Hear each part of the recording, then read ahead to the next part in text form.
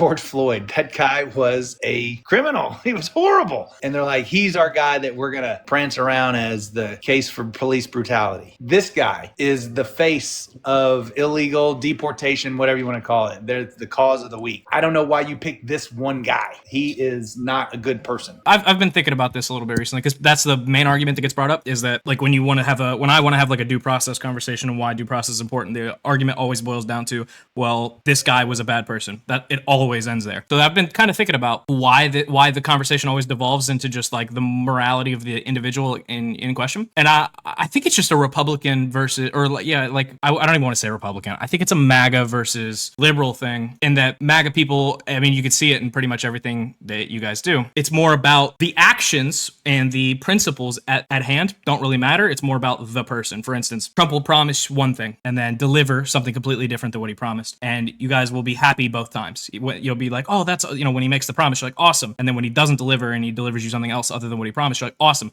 Because it's the guy. You don't actually care about the policies or the promises. You care about the guy. That's it. And then with liberals, I think it kind of goes the other way, where I actually don't care about this person. I don't care if he's the worst guy in the world, the best guy in the world. I care about the principle and only the principle of everyone deserves free speech. That's in our Constitution. It's what our nation's built off of. We can, the conversation can devolve to just this person's bad or this person's good, if that's where you want to go. But I just think it's interesting that I think it's interesting how the two sides kind of parse these issues. When you say like, oh, it's weird that Democrats are making this guy, as you brought up George Floyd as well, like this guy is the center of the movement. It's not actually that the guy is the center of the movement. It's the principle in question is the center of the movement. In the case of Kilmar, it's due process rights. And then in the case of George Floyd, it was police brutality. The guy is wholly unimportant. I actually don't care about the person almost at all, really.